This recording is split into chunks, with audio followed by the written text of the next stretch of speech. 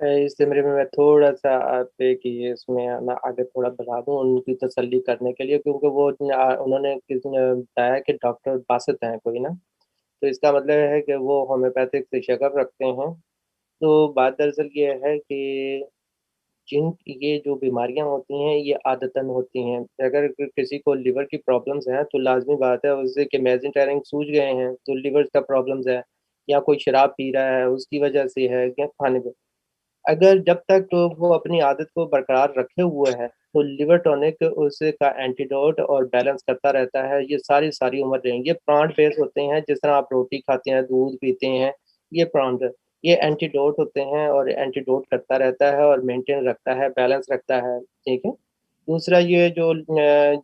lungs की बीमारियाँ होती हैं, ये खून की कमी की वजह से होती है, निमोनिया या तो इंटरनल ब्लीडिंग होती है या खून आयरन बहुत लो हो जाती है, टीबी होता है, निमोनिया है